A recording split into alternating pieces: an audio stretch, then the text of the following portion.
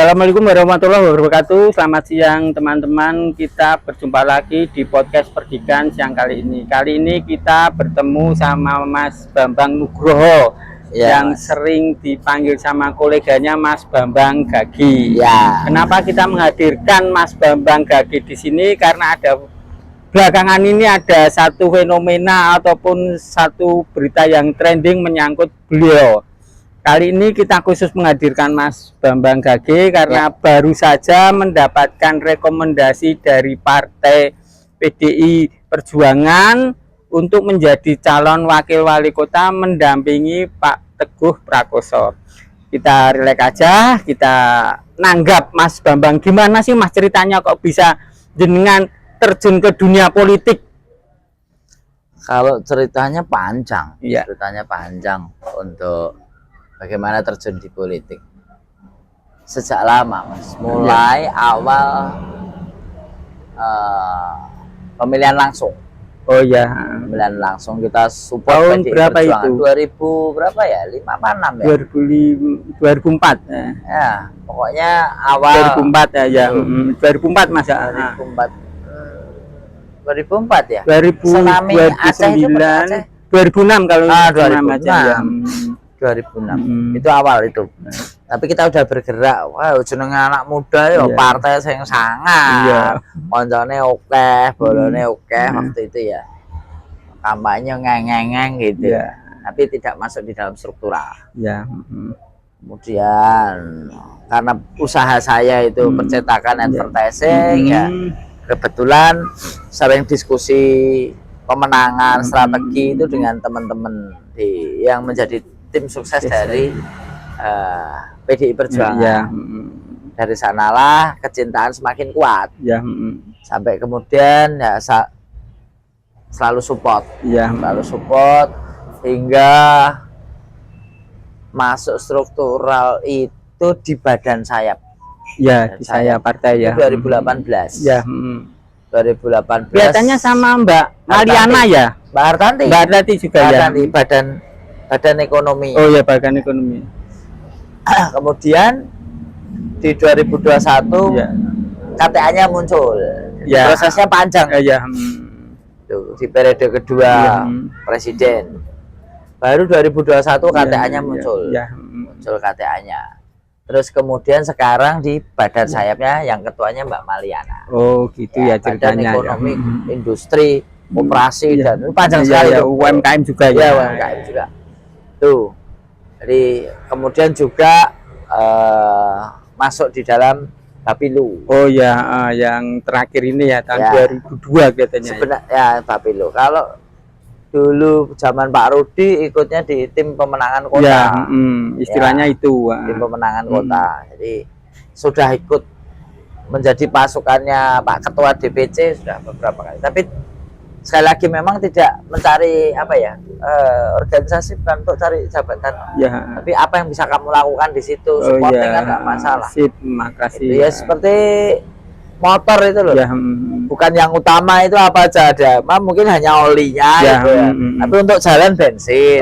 Tapi untuk supporting mesin supaya nyaman oli atau mungkin jadi rem atau mungkin starternya. Tapi menjadi bagian dari Terus ini Mas, orang politisi kan juga harus punya modal kuat ya. Terus Mas Bambang Gagi bisa mensejajarkan antara bisnis dan politik ini dengan tetap menjunjung etika. Artinya selama ini kan yang jauh-jauh di sana kan nggak seru, hanya memanfaatkan fasilitas dari pemerintah daerah dan sebagainya. Sementara Mas Bambang Gagi itu berjuang sendiri untuk menghidupi keluarga dan segalanya, kemudian baru aktif di partai, dan itu seiring sejalan. Beda dengan yang lain, cari fasilitas, cari koneksi, cari KKN dan sebagainya. Ini bagaimana untuk menstabilkan pikiran seperti ini? Ya, lillahi ta'ala, tidak ada lelah kita itu tidak dapat lelah. Jadi ya karena kecintaan ya, kita melihat Partai Demokrasi Indonesia Perjuangan ini, saya melihat baik ketua DPC, ketua DPD itu bekerja untuk partai itu luar biasa. kami yang kenal dengan beliau dekat itu memang ya untuk mengabdi, untuk melayani itu partai ini tepat ya, untuk tepat sasaran. Walaupun ada kurang salah keliru pasti ada. Tapi memperjuangkan wong cilik rakyat ini saya melihat dari strukturnya. Strukturnya itu mulai DPD, DPC, kemudian PAC, kemudian ranting sampai anak ranting. Anak ranting ini berarti struktur yang paling bawah sendiri. Paling bawah sendiri di tingkatan RW langsung dengan masyarakat. Bersinggungan langsung ya. Ya, sehingga ketika ada aspirasi, ketika masyarakat itu butuh langsung untuk berkomunikasi dengan pimpinan, dengan kepala daerah itu lewat anak ranting, lewat teman-teman dewan di legislatif, kemudian legislatif berkomunikasi dengan eksekutif, kemudian apa yang mesti diperjuangkan dikawal untuk masuk di dalam perencanaan RPJMD, itu yang nanti kemudian dikawal untuk realisasinya. Jadi aspirasinya tepat sasaran ya? Tepat sasaran. Ya, kalaupun ada margin error, manusiawi sekali ya. Ya, tapi kalau kita bandingkan dengan kabupaten kota yang lain jauh. Terus sampai di Solo ini sejak awal ini kan ya wali kota maupun wakil wali kotanya kan tidak ada masalah. Sejak awal pemerintahan Solo di pemerintahan pemilihan langsung itu ya. Terus gini Mas, kembali ke laptop, ini kan Mas Bambang Gage kan lagi menjadi viral pemberitaan dimanapun, baik itu di media mainstream maupun di media sosial, dengan ditetapkannya Mas Bambang Gage sebagai calon wakil wali kota mendampingi Pak Teguh di pemilu kada Pilwako tahun 2024 ini. Itu ceritanya bagaimana Mas Bambang bisa mendapatkan kepercayaan dari partai? Ya, semua terjadi semua terjadi secara alami. Jadi mungkin pimpinan punya pertimbangan yang lain kalau catur itu kan tergantung langkah lawannya. Langkah lawan untuk kemudian menentukan siapa yang kemudian akan diajukan. Oh, kalau cukup pion, cukup kuda atau mungkin beteng. Ini yang perso ini kan yang melakukan keputusan. Sehingga mungkin saya dianggap mungkin mampu. Masih Mbak. Oh ya, makasih. Minta ini ya. Di situ keputusan beliau. Kita ini kan hanya pasukan. Siap melaksanakan tugas, siap mengawal rekomendasi untuk menerima tugas tanggung jawab untuk memenangkan pilkada. Sudah, kita jalan. Gini Mas, saya terlepas dari apa tadi strategi politik dengan analogi catur tadi, tentu saja kan partai kan melihat sosok Mas Bambang pasti punya kontribusi lah. Nggak mungkin orang di jalan, nggak mungkin orang yang tidak kenal, yang mungkin orang yang tidak punya apa-apa ujuk-ujuk diambil. Itu ya, karena peran tadi di partai banyak dan kita tidak pernah waktu Pak Rudi jadi wali kota, mulai kemudian Pak Teguh yang juga jadi wakil wali kota, itu kan saya selalu berusaha tidak pernah nyuwun pekerjaan. Tapi mungkin kalau nyuwun mau pinjam pakai tempat itu mungkin karena organisasi ini kan banyak, kita sering berkomunikasi dengan beliau untuk badhe ngampil seperti itu banyak. Misalnya ngampil lapangan untuk kemudian mendapatkan wali kota atau wakil itu kan kadang memiliki batas maksimal untuk bisa memberikan diskon itu loh. Atau keringanan bahasanya. Keringanan. Sehingga kita juga bisa membantu banyak teman-teman yang lain. Sehingga dari situlah kecintaan kita terhadap partai untuk kita mesti memperjuangkan nih PDI Perjuangan, karena ternyata siapapun yang jadi kepala daerahnya ini, saya selaku kader partai juga yang berada di organisasi banyak ini, ternyata hanya saya kader yang tidak memiliki jabatan tinggi saja, berkomunikasi untuk meringankan beban teman-teman organisasi, misalnya pinjam baliho atau memasang titik reklame itu untuk dapat keringanan pajak atau retribusi, ternyata juga bisa menolong. Sehingga niat kita untuk selalu memenangkan paslon yang diusung oleh PDI Perjuangan itu semakin kuat. Ini Mas, sejak justru yang terjadi itu sejak Mas Bambang Gage mendapatkan rekomendasi, kemudian mendaftarkan ke KPU sampai malam, kemudian dalam perjalanan sekarang ini Mas Bambang Gage justru yang lebih viral ketimbang Pak Ketua, terutama di kalangan milenial dan sebagainya. Pernah satu kali Mas Bambang Gage bicara bahwa jangan sampai ada matahari kembar. Itu analoginya gimana, Mas? Siapa? Enggak, artinya gimana? Mas Bambang Gage kan punya analogi gitu. Wakil itu harus mengalah. Yang pertama harus ketua. Nah, kan Mas Gage kan punya analogi seperti itu. Jangan sampai ada matahari kembar dalam sebuah organisasi pemerintahan yang namanya wakil harus tetap nomor 2. Begini. Wakil itu awak mbek sikil. Bukan kepalanya. Ya, jadi perintah semuanya adalah perintah dari ketua, kepala. Ya tentu, wong saya juga kemarin ditanya di KPU. Mas Bambang kan tidak masuk dalam survei. Enggak. Ini pertanyaan berikutnya nanti, Mas. Kenapa harus berani? Ya tugas saya dong. Bapak izin untuk kemudian bagaimana harus dikenal masyarakat. Karena ini yang terakhir nih, konsekuensinya apa ya? Mendekati tapi tidak mengungguli. Sopo siro banter ojo ndisi, sopo siro pinter ojo ngguroni. Mungkin jenengan itu angle-nya saja mungkin, tapi saya adalah bintang. BG bintang. Mataharinya tetap beliau. Sepakat. Ya mungkin tidak pasti lo. Pas siang, padahal itu kalau pas malam, ternyata yang ini bintang-bintang. Memang jumlahnya banyak. Kelihatan viral itu juga karena jumlahnya banyak, tapi itu bintang. Dan itu lebih indah ya. Itu tunggal satu, tapi lebih besar. Sepakat. Terus gini. Lah kalau saya tetap menghormati menghargai Pak Teguh. Ya memang sebagai orang Jawa memang harus seperti itu. Terus gini Mas, dalam perjalanannya nanti upaya apa sih yang dilakukan Mas Bambang Gage untuk mendongkrak kapasitas? Saya tahulah kepercayaan Mas Gage kan ada di mana-mana, di PMI, di ASPRO, di KNPI, di HIPMI, di Kadin dan lain sebagainya, itu tidak diragukan lagi. Terus upaya apa yang dilakukan Mas Bambang Gage dan mungkin Pak Teguh serta tim pemenangan ya untuk menuju ke sana di tanggal 27 November yang akan datang?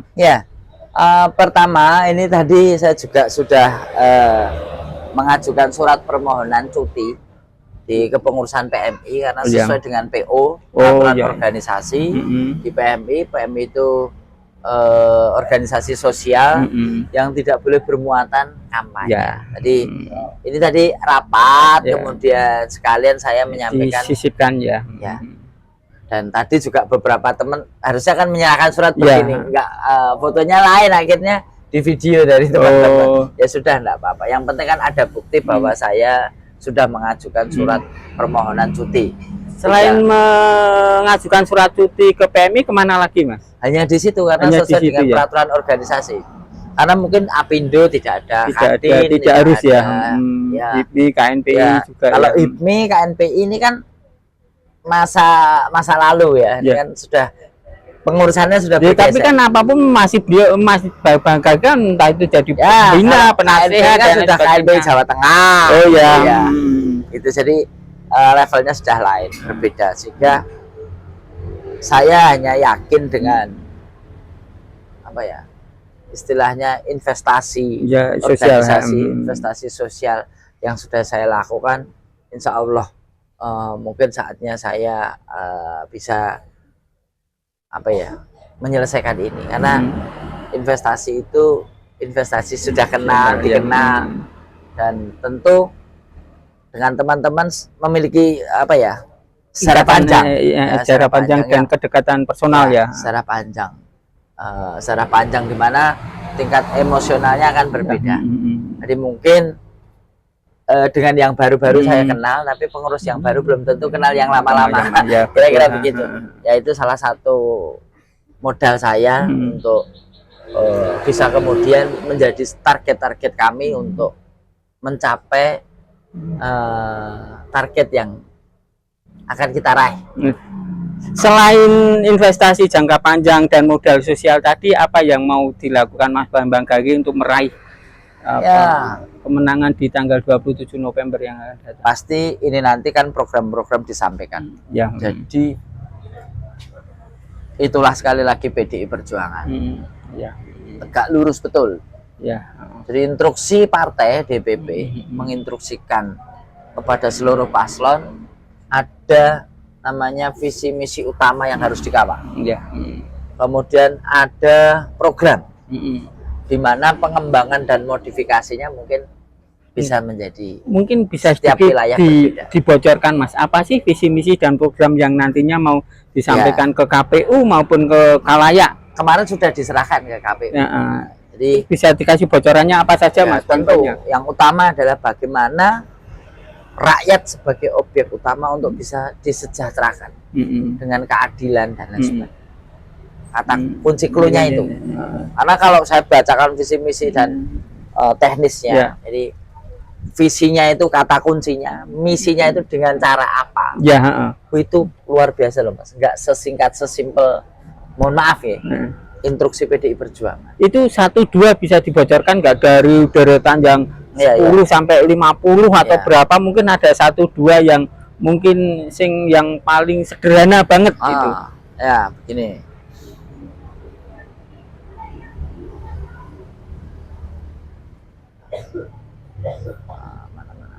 Oh iya. Ini. Jadi visi misi Cakada. Cakada itu calon kepala daerah. Artinya berlaku untuk calon kepala daerah maupun wakil kepala daerah seluruh Indonesia. Dan itu digodok sama DPP ya. Juga gubernur dan wakil gubernur. Kali ini kan ada 2. Kepala daerah tingkat 2 dan gubernur tingkat 1. Jadi kalau kepala daerah itu ada 2, kabupaten dan kota. Kalau gubernur 1. Jadi misalnya begini Mas, garis-garis besarnya itu ada. Sehingga visi misi ini terintegrasi sampai ke pusat. Jadi tidak ada kepala daerah yang melakukan visi misinya itu melenceng dari apa yang menjadi garis besar haluan dari DPP. Jadi di sini visi misinya kepala daerah itu jelas. Bagaimana membangun masyarakat adil makmur itu harus bisa menerjemahkan penjabarannya gimana? Makmur, lestari dan berkeadaban. Jadi membangun masyarakat adil makmur itu bagaimana? Adil itu kan luas nih. Adil bagaimana ketika si kaya dan si miskin mendapatkan prioritas. Kan begitu? Misalnya haknya sama, wajibannya mungkin yang berbeda. Adil itu kan susah. Anaknya 3 pada SD, SMP, SMA. Kalau dilihat nilainya sama, itu bukan berarti adil. Karena kebutuhannya berbeda. Yang naik motor mungkin tidak perlu, yang naik mobil tapi diantarkan sekolah, dengan yang naik motor tapi berangkat sendiri, uang sakunya berbeda, fasilitasnya berbeda, tapi itulah adil. Adil itu susah. Makmur tapi bisa memberikan kemakmuran. Makmur yang apa? Bukan makmur yang serakah, tapi makmur rakyatnya. Makmur rakyatnya itu ya sandang pangan papannya jelas, clear. Jadi dan lestari berkeadaban. Punya adab ya.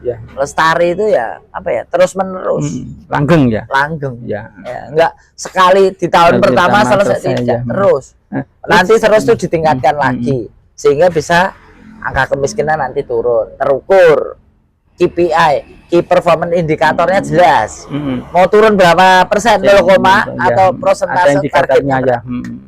Gini Mas, ini rada nganu, kemarin itu ada teman-teman 1, 2, 3, 4 yang kemarin daftar, kemudian teman-teman media jurnalis konfirmasi kepada Pak Rudi, dan yang sangat melegakan Pak Rudi membela jenengan mati-matian terhadap rekomendasi saya itu. minum ya.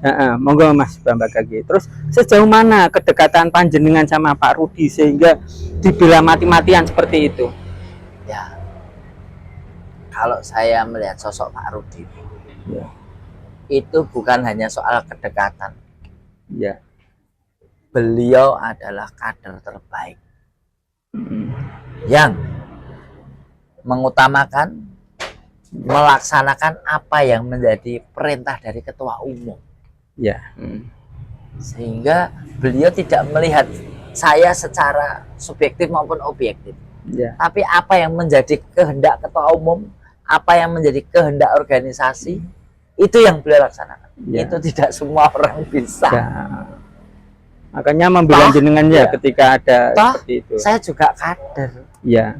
Yang saya perlu dibela. Beliau orang yang saya anggap panutan ya. Contoh sosok yang bijaksana. Apapun perintah dari DPP, perintah yang harus dilaksanakan oleh Bu, dia tidak pernah berani menentang sedikit pun.